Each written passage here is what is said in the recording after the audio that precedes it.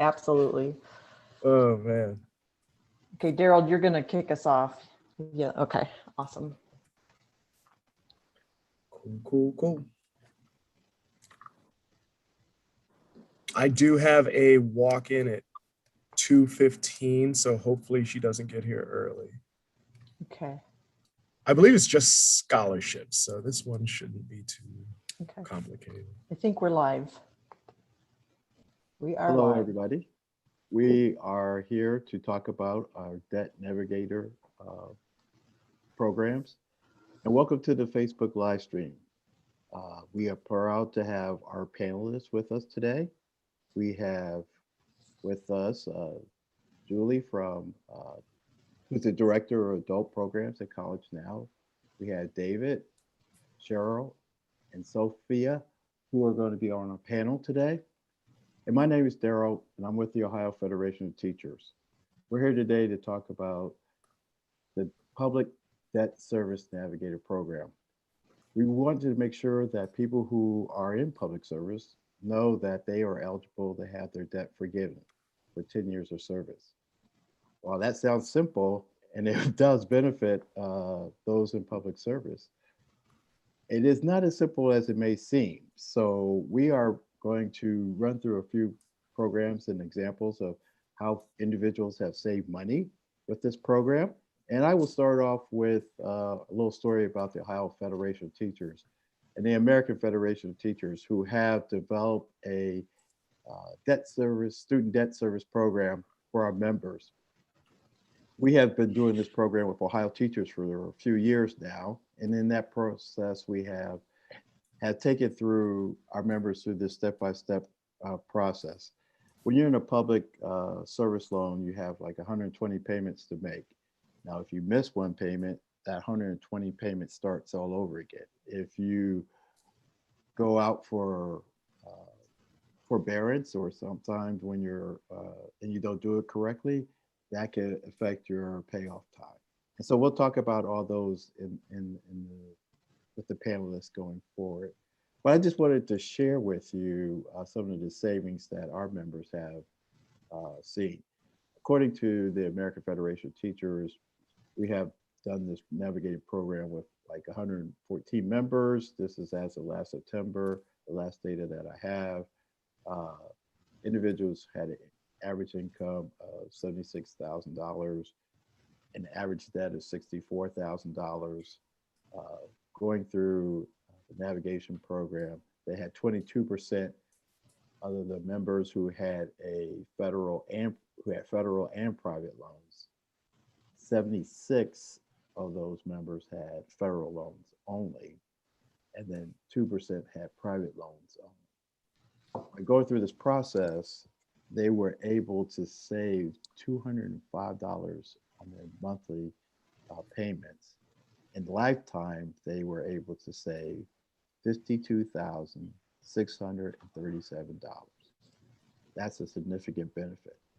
And so here we are at this moment in time where we wanted to make sure that every public service employee or public employee had information about this. Because one of the things that we noticed through our work, not only with our members, but my work as the legislative director for the Ohio Federation of Teachers, is talking to the staff at the legislature, some of whom had taught as graduate employees, some who had taught in community college, uh, didn't know anything about the public service debt loan program. And so they're not making much money being in the beginning of their careers, but they had to take these steps now to get to this process. And so one of the things we were thinking about was when the ACA came out, that they created these navigators, and the navigators didn't write the insurance. What they did was walk people through the different healthcare providers and found a policy that was best for that individual. And so that was a great idea. Why can't we do that for student debt?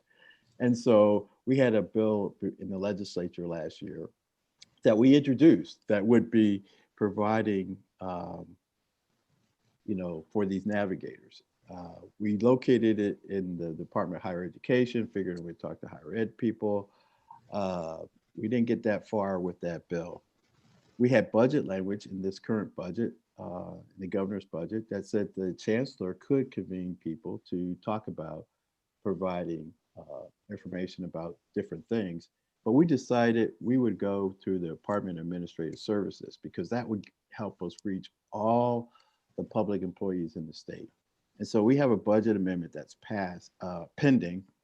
We hope to get it in the budget, and then getting it in the budget, we will be able to have the Department of Administration Services develop a program, select navigators who could go out and talk to various public employees about how to reduce their debt over 10 years.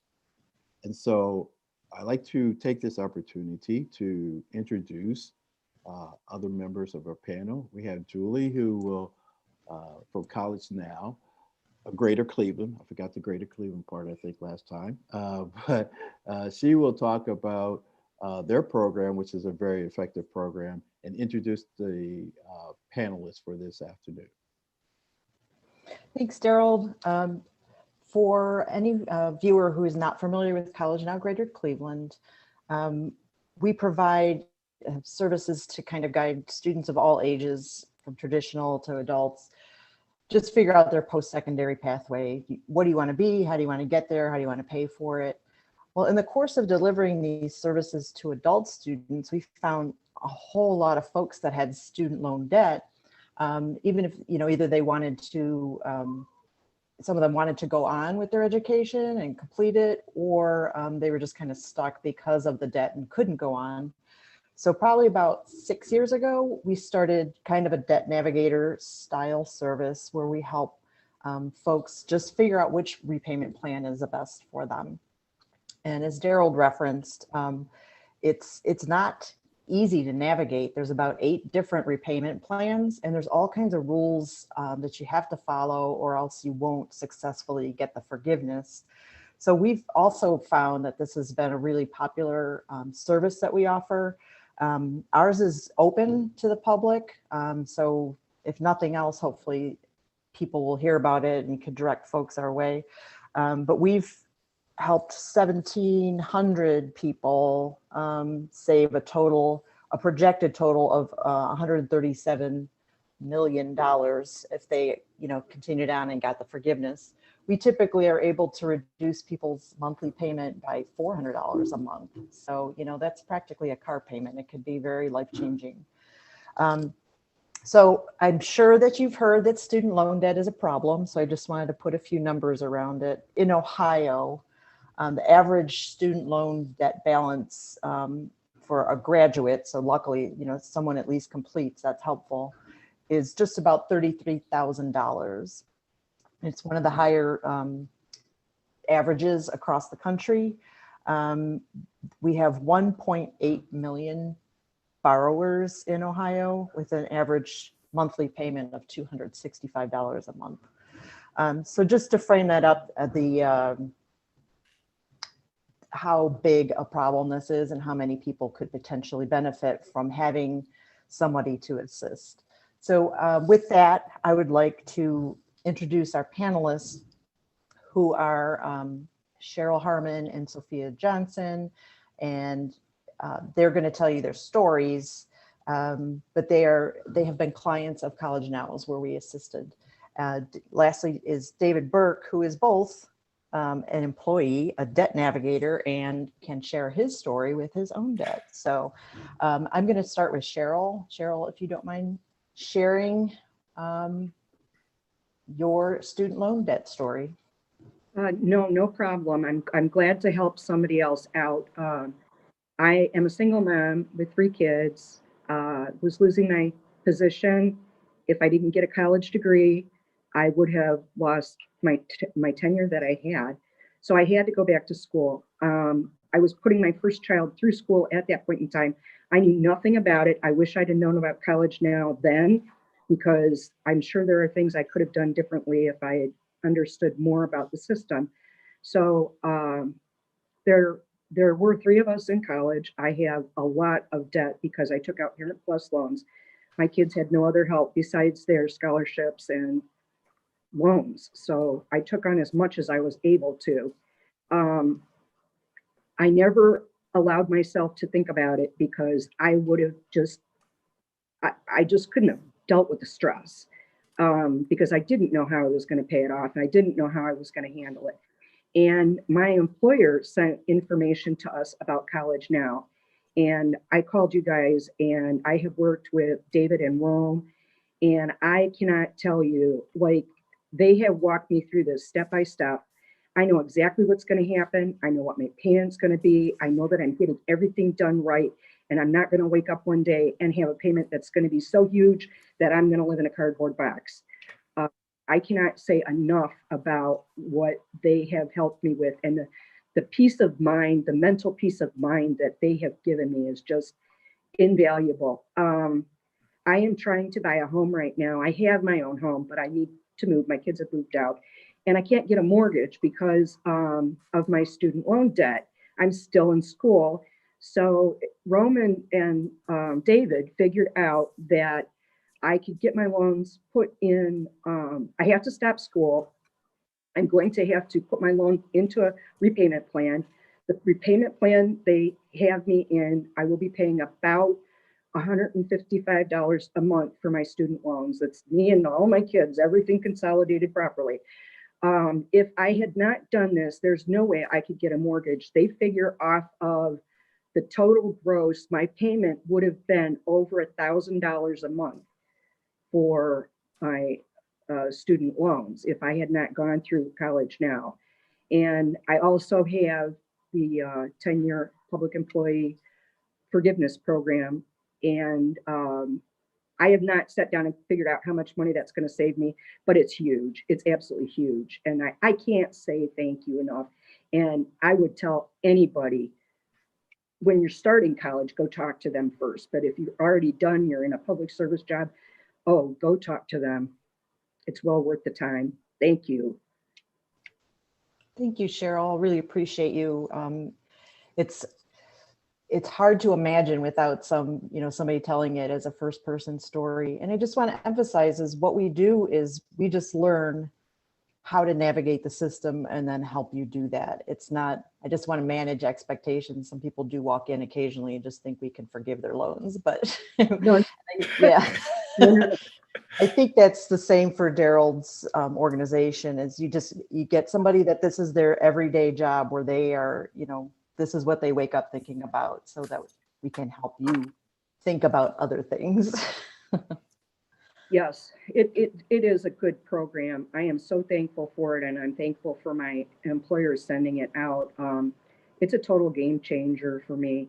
I had to keep my employment, and I had to have the degree to keep the employment. So there was no option. There was no other option besides going to school. And even if I didn't know how I was going to repay it, I knew I had to do it. And this has been the light at the end of the tunnel for me, knowing that I'm going to have that $155 a month payment. Thank you so much. Sophia, do you want to share your experience? Yeah, I honestly, the first time I heard about College Now and how to navigate all of these things was when my children were in school. My daughter graduated high school in 2011 and my son in 2017. And they had a spokesperson come to the college night for all juniors when they were getting ready for college. And I was like, okay, this sounds okay and whatnot, but I'm not sure I'm going to need it. And, let's fast forward to now as an adult learner who's returning back to school.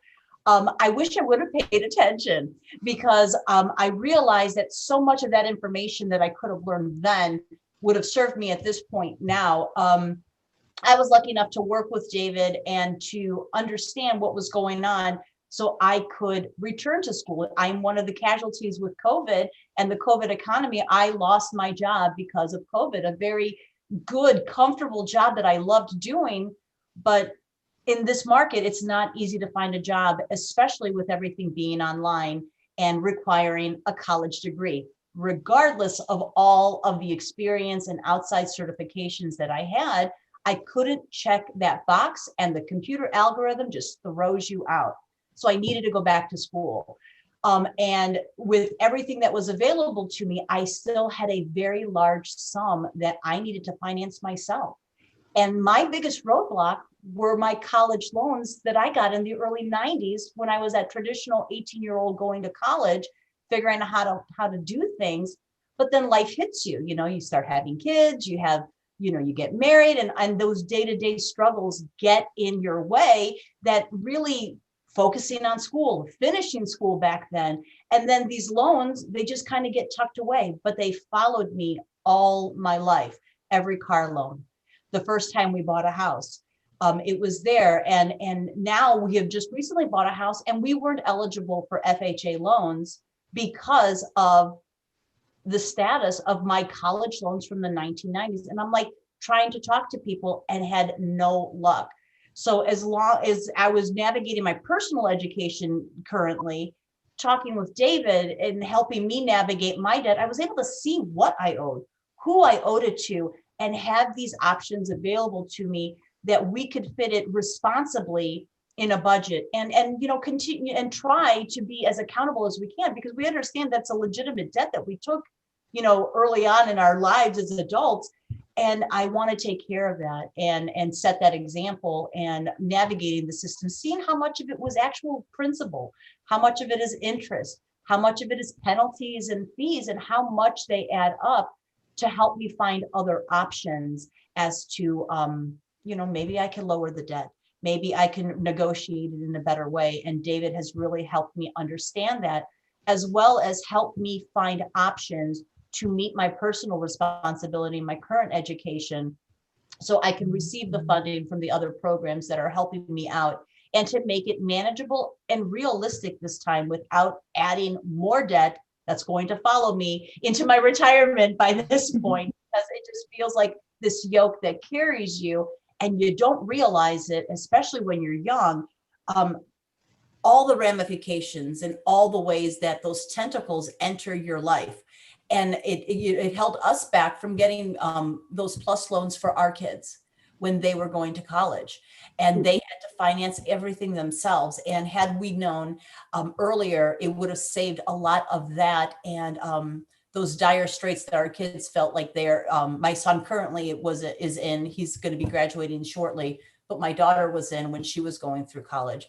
The Navigator helps. It makes it easy to see it, to understand it, to see all of your options at once, and to see which one works best for your budget, for your family, and for the likeliness and the sustainability of managing those payments until everything is taken care of. So that's all I have to say. It's a very financing educations is a tremendous hurdle for everybody, unless you're sitting on a trust fund, maybe. But it's hard. And in this day and age, it's required. You need that critical thinking piece that you get in college. You need that exposure to everything. And you need that training. If you want to be a teacher, if you want to be an engineer, if you want to be a nurse, you need that extra level of application and that knowledge and that comprehension of all of it. So without it, your options are limited, or at least with any type of further education beyond a high school diploma, you need that. So that Navigator opened my eyes and allows me to feel capable to take care of those responsibilities before I retire one day. So thank you. Excellent. Thank you. Daryl, did you want to add anything? Yeah, I thought Sophia made a good point, and so did Cheryl. There's two things here. People don't understand that, parents are taking out debt and sending kids to college at the same time. And so I found this out at the legislature. I was talking to one representative, and he was saying that he took out debt so that his kids wouldn't have a lot of debt. But now he's in his, late 50s, and he's paying off these student loans himself, which is impacting his retirement. So, I mean, there is this whole piece of navigation that goes on with young people, but also with adults as well, who have to move through this system. And that's sort of my story too. So I'm trying to, do my kids' piece and try to figure out how to have something to retire on at the down the line. So I think those are good points for people to consider, and interested to hear David's story. Me Yes. too. So, buddy, so if I can just be vulnerable, I'm just going to run you down the whole rabbit hole here. So I was a traditional student coming out of high school. I attended a 4-year university. And after those 4 years, I ended up taking out my federal loans as well as Perkins and another type of unsubsidized loans through the school. And come to find out, this is unknowing to me after, wow, I graduated college in like 2010. It's 2021. Finding out now that I could have had things like my Perkins loan forgiven, because every year there's even a opportunity to have that forgiven. It's like 15%, 15%, 30%. And then after 5 years, ultimately it's forgiven if you are one of those people that qualify for the requirements. And I ended up graduating college. I worked in a middle school for a little bit, unbeknownst to me, knowing that I could have applied for public service loan forgiveness while I was working as a school employee. Fast forward, I left the school and I continued to actually coach track and field in between that time. Again, unbeknownst to me, I'm still a school employee, hired by the school, contracted by the school, even though it is for indoor and outdoor. But for about 6 months, I am a school employee. I ended up going back and working in the high school and elementary schools in that area, one of the Cleveland schools, actually. And again, unbeknownst to me, I could have, as a school employee, qualified for public service loan forgiveness, where now I'm still paying on loans that, I mean, I joined my program to start paying back my loans through my loan servicer, not through the federal student aid, because again, I did not know. I did not work for College Now at that time. So I ended up just getting on a payment plan that I pay monthly for my current student loans through the school, which are not in that administrative forbearance currently. My other school loans are. And with my recent stimulus check, I just paid off my Perkins loan, which I could have forgiven years ago. But again, did not know that. Now that was not a fun financial aid decision for me to take my new stimulus check and pay off a student loan. But that does, again, I'll get vulnerable for a second, that saves me $40 a month. And that $40 to what the cost was saves me about 2 years, almost 2.5 years of $40 a month. I didn't do the math, but now my remaining student loans are not as high. My interest rate is very low. But again, without that navigation experience or having someone to help me navigate through that, I could have entered a program that could have either already helped me out. And even though the public service loan forgiveness wouldn't have assisted me through this entire process, I could have gotten a good 5 years on that public service loan forgiveness plan, not paying what I currently am now. Well, at least what I was paying in the past. And, you know, that navigation through student loans and even those other subsidies that come with it, like the Perkins loan forgiveness. How many people take out loans while they're in school that aren't taking out Parent Plus loans just to get to the cost of tuition? Schools don't explain that to you. They just say it's an unsubsidized loan. It'll accrue interest while you're in school and while you're out of school. So these you might want to pay back ASAP. Well, then they don't tell you like, oh, well, you can actually consolidate all your subsidized and unsubsidized loans. And even if you don't work for an education, government, or nonprofit, you still qualify for one of these programs. And my interest could have been lower. My payments per month could have been lower. While I'm working these jobs, you know, that don't pay too much.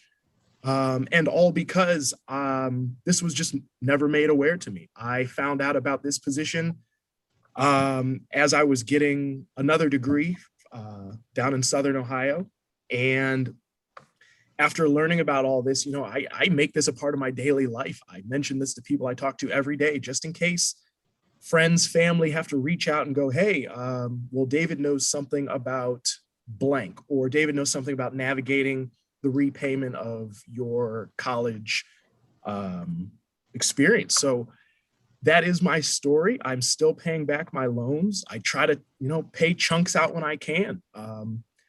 But as it is of now, I mean, if I would have known, I mean, yeah, hindsight's 2020, but man, it's a tough pill to swallow when you realize, like, wow, all this was available to you and it was never broadcasted anywhere. But it's nice to know now. And I love my job. I love assisting other people who just, you're not made aware of this. And it's just one of those red tape things where if you don't ask the right questions, it may never come up. So it's nice to be able to serve the community and help anybody out with this, because I understand it's definitely something of a headache to navigate.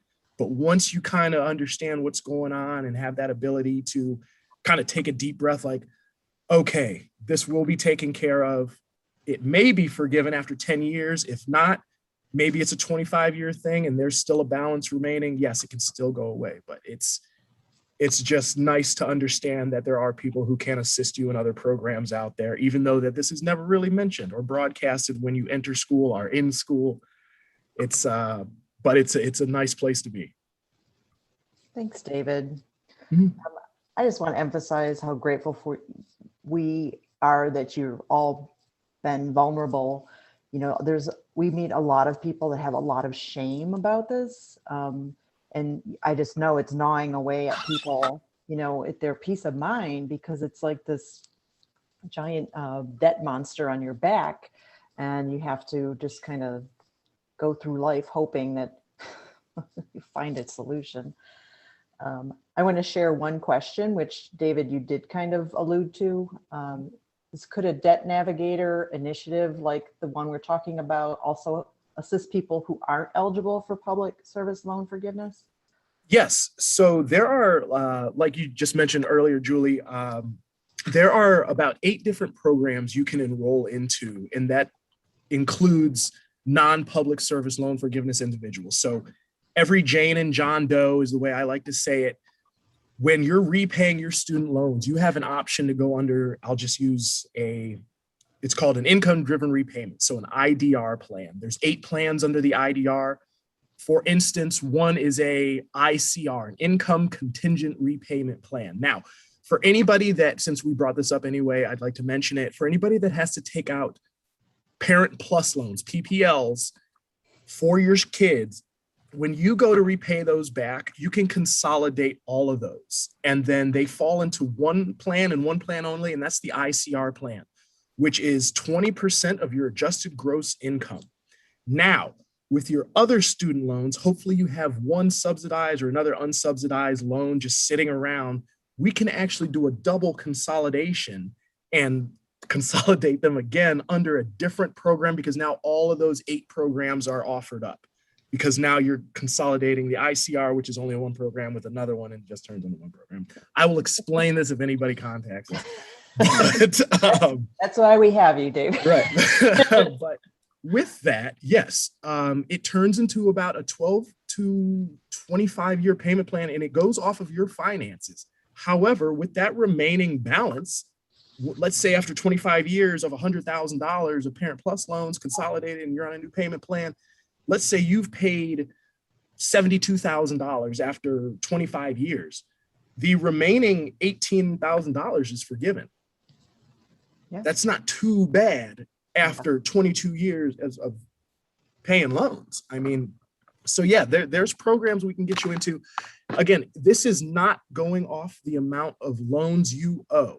This only goes off of your finances. So whatever you make, your adjusted gross income when you get that W-2, or if you're a non-filer, you will have to show evidence of your earnings. But if you are enrolled in one of these programs, there are ways, yes, to get a low payment plan as well as continue to pay on those student loans.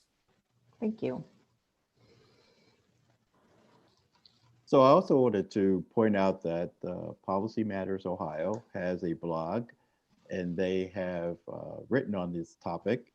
And if you just go to policymattersohio.org, /blog/21. You can get to Let's Help Other Ohioans Navigate Their Education Debt information. And I think they are a great resource for how this impacts individuals in Ohio. It should show up also as on the Facebook site as a link as well. One of the things I think that's interesting in terms of this discussion, and thank you, David, for telling about the other ways to have your debt forgiven or consolidated, because that is very helpful in reducing those payments. You know, that's what we want to do. And because they're income driven, you know, you're paying 20% of your income to that. And that helps free up money for other things.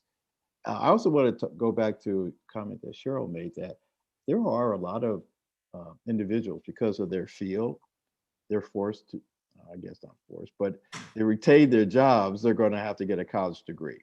And so there's more older individuals going out and getting a college degree because they're either working in the DD field or paraprofessional field or some other kind of field where requirements for that job says, okay, you need at least an associate degree or some other piece of college. So this is one that covers that whole spectrum. I agree. This is why, so for the younger folks, you know, Sophia talked about this, like, yeah, I wish I knew this in college. I do too. And like David, I'm sharing this for my family members too, younger nieces and nephews who are, you know, going through this because, you know, I paid off my debt, but, you know, for my kids and their cousins is telling them, hey, you might want to consider these programs so that you're only paying a certain percentage. And it really does help free up monies and help anybody else. If people have questions, they can forward those questions and we can get them and we could be happy to answer them.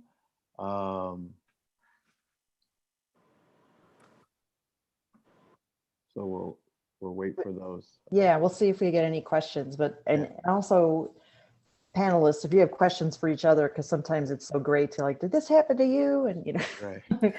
what I wanted to point out was, you know, I feel like the legislators might have the concept that these are a bunch of young kids that just graduated with this problem. Look at this panel. This is affecting people for generations. And it's not just kids who graduated and hopefully can get a decent job. You know, it's people that started and didn't graduate and, you know, their income is affected by that. They can also take advantage of these programs.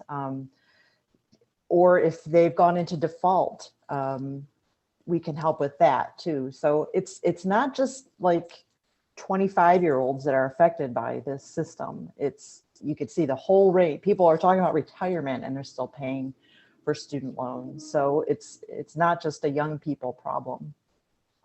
I would have never known that I could have retired in 10 years because of my student loan debt. But David helped me consolidate. We have one more consolidation to do, but by consolidating all of that, that's what got me into a reasonable payment. And I didn't know anything about the Perkins loans being forgiven. I am trying to get my previous employer to sign off on the paperwork for those because I worked there for 5 years. My current employer already has done that. I've got 3 years here. I would never have known that about the Perkins loans. I've tried to get my kids to talk. Well, my oldest has graduated. The youngest still has not. But I have tried to get her to talk to college now to make sure that she is got herself in the correct repayment program. I mean, she's brilliant, but she's not trained in this. Yeah. My coworkers too. I am sharing this with my coworkers and anybody that's got a young person going to school. Yeah, thank you. There's a lot of language that just goes with this kind of navigating the repayment process and re-enrolling, taking out more loans.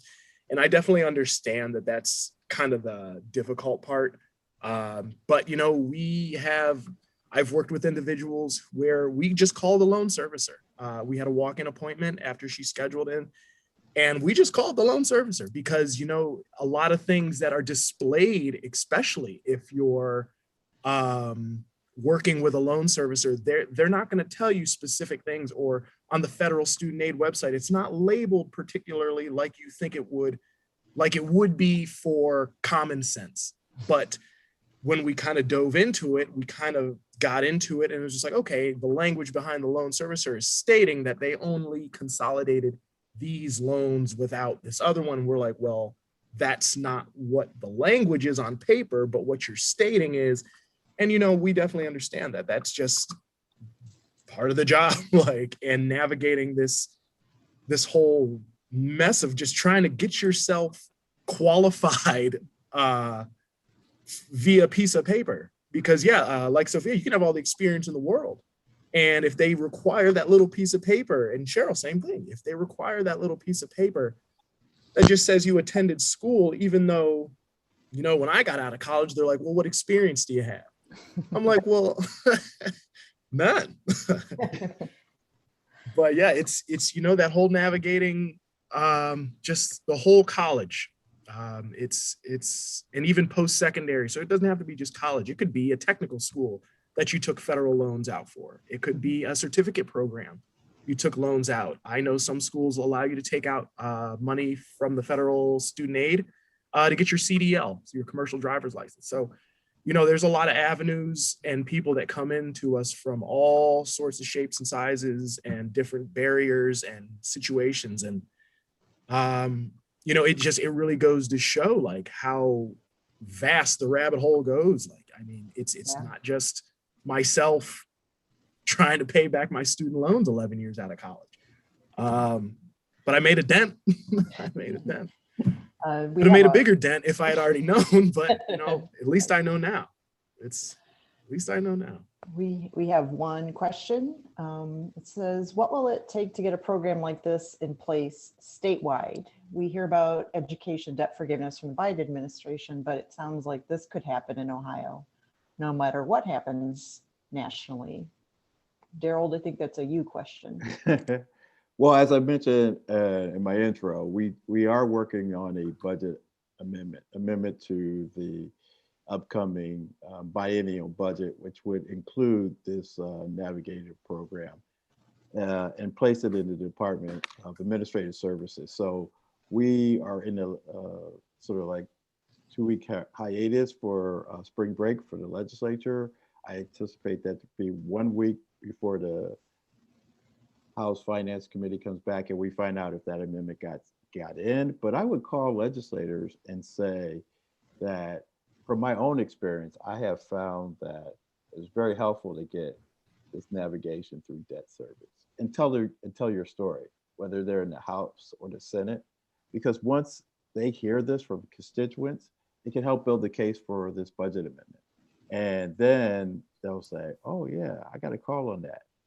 And I understand sometimes it's hard to reach them now because of COVID and staff not being around all the time, but just leaving a message and asking them to call you back and talk about this over the next couple of weeks is going to be important for this case and making the case for this. We've heard that there could be some federal movement on that. We'll have to wait and see, but Ohio can get ahead of the game, and it doesn't hurt if Ohio's a leader in something positive as Julie's saying, as you can see from our panel, that crosses the whole spectrum of people. We're not just talking about, 18 to 24-year-olds. We're talking about everybody in the spectrum. And so it impacts a lot of people. And one thing that people don't know is it also impacts you if you don't pay off your loan. And so that's where we are, making sure that people pay their loan off and have the credit to do other things in their life. And, with, big loan, you may not be able to get that car. You may not be able to get that home. Those are things that, help move people along. Even people who've been working for a while, if you want to move into a new home or downsize your home or those kind of things, it all impacts the rest of your financial life. And so, I tell people a story when we do some of these clinics sometimes is, President Obama had to write a book to pay off his student loans. So, this even goes up to the highest levels, people who have to figure out how to pay off their student loans. So we appreciate any effort that you can do to reach out to your state senator, and to find out your state senator or your state representative. You could go to ohiohouse.gov or ohiosenate.gov, and on that homepage you can they have under members, you can find out who your state rep is by putting in your address. So that's a way to find out who your state representative is. And the most powerful thing we could do is for you, any listeners, to contact your rep, because they work for you. And if this is something that we need, or you think is important, they're more likely to listen to you than they would be to listen to me or Daryl, because you're a voter. And sometimes it's a little bit scary, but let me encourage you, if you just leave a message or send an email, it really makes an impact. We don't seem to have any other questions. So I wanted to give the panelists an opportunity if you have any last words. Again, we're so appreciative of your time. It's so important to make school affordable for everyone. Other countries, they use testing to see who's going to go into college or not. And based off of what their test results are, they can go to college or not. And it's not the same expense as it is here. My son was an exchange student in Germany, and he had an offer from his family to live there and go to college there, which I wish you would have taken him up on. It would only cost $3,000 a year for an out-of-country person that was not a resident. I could have figured out how to pay for that. And here, my oldest went to Case, and you know how much that costs. Luckily, she had scholarships and financial aid, but she still has debt that she has to pay back. And I'm so afraid what's going to happen is that it's going to become a class system, and people that don't have the income to be able to go to school on their own, there's not going to be school for people that should be going there but can't figure out how to finance it. And that's a loss for all of us. Agreed. Thank you, Cheryl. Sophia? Yeah, I just want to talk about, the shame that you carry with this. I'm in my mid 40s right now, and those college loans have been that boulder that on my back the entire time. And when you can't pay and you're making those decisions between, survival, paying for your housing, paying for your food, paying your utilities, trying to maintain health insurance during all of it as well. Student loans fall behind, and being in that default status, you don't even realize trying to be responsible and understanding with the Navigator and understanding how to take control of it. They can garnish your wages. They take your tax refunds. Mm-hmm. Any money that you could possibly have available to you because you pay your taxes or you overpaid your taxes and you get that refund back, and you're thinking you're going to get on better footing, you can't even do that to even catch up on any winter heating bills that you couldn't keep up with, because those defaulted loans will take that money from you as well. And survival is not the prioritization in that situation, because somebody else has made that decision for you, that they're, that defaulted status. And the shame that goes in it, and regardless of where you live, regardless of what, socioeconomic slot you fall into, I've met people in every walk of life that carry this burden, that carry this shame, whether they live in a development in one of the suburbs or whether they're living in like a cute double house, like in Lakewood or in West Park in Cleveland or something. This is hitting everybody, and it holds you back. It holds you back in every capacity. And I have to just agree with what Cheryl was saying, that, unfortunately, we don't want this to become a class system. We are the biggest, we are the best, we are the brightest here in the US, and making that education only makes that diamond that we are shine even brighter.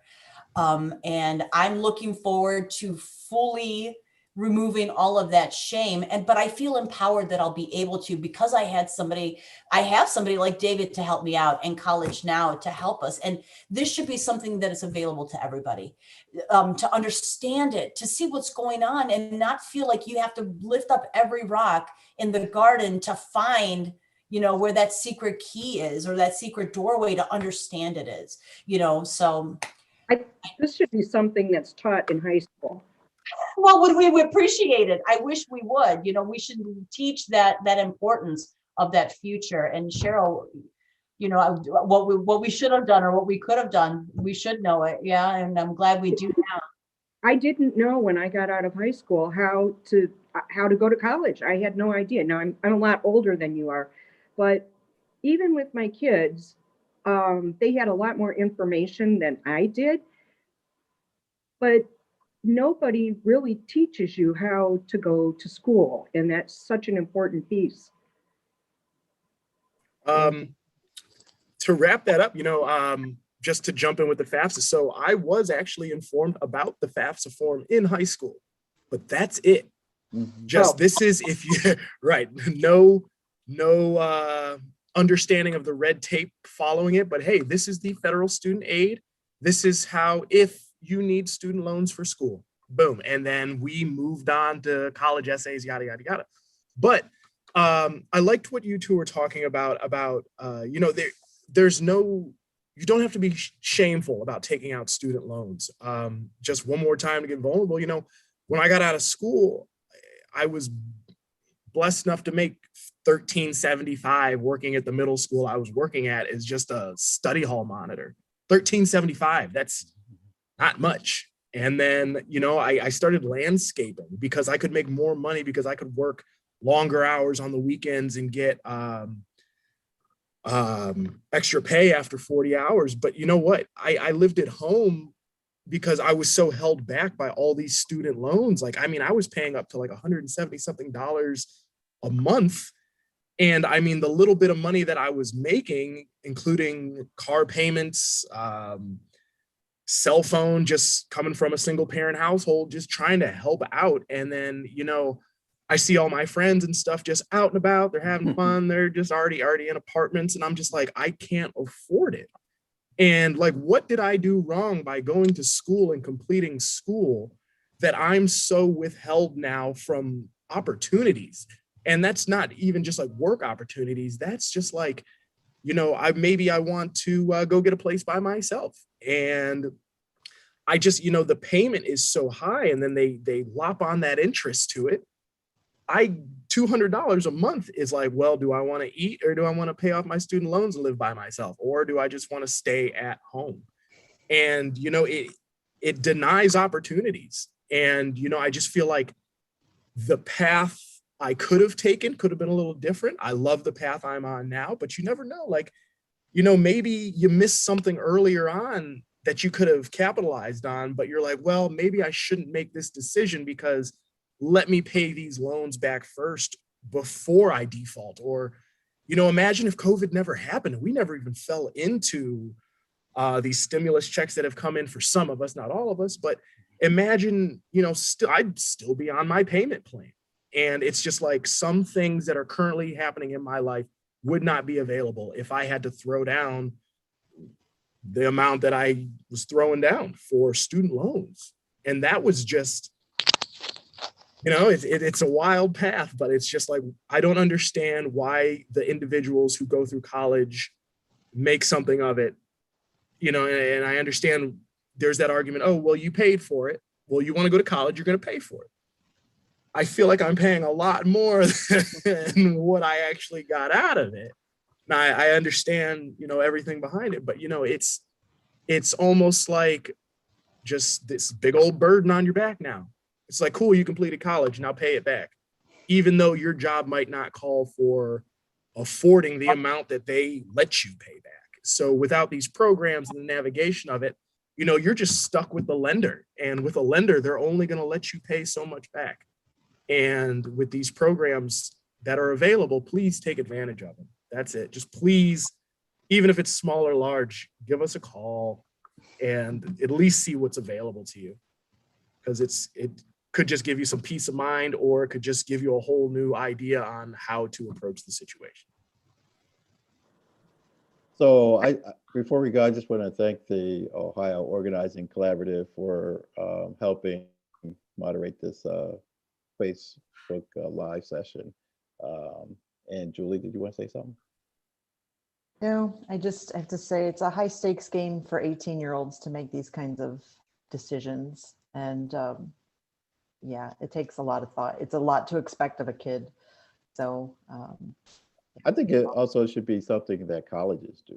I mean, if you're going to be graduating, I think before you get out of there, they should be having these sit down sessions with, the graduates and saying, here's what you need to know going out into the world. There's these different services provided to you. And that, because we are talking about the FAFSA, the state is talking about, having every high school senior fill out the FAFSA and that kind of thing. But that's just the beginning of the process.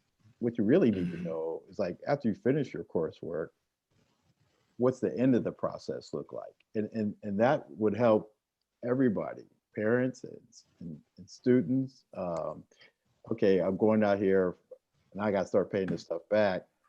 What's that process look like? And so that's why we sort of went with the higher education department and with our legislation last year. So there's more work to be done on that side of it. And I think, reaching out to your, like I said, your state senator or your state representative, or calling the Department of Higher Education and, letting them know that, we would like to see more of this information shared at the university and college level, even the community colleges level. So that as we leave and go out into the world, that we're better prepared to pay back loans. And if we're eligible for debt forgiveness or eligible for income-based payments, which people are, we know about them. And so that is really going to be helpful.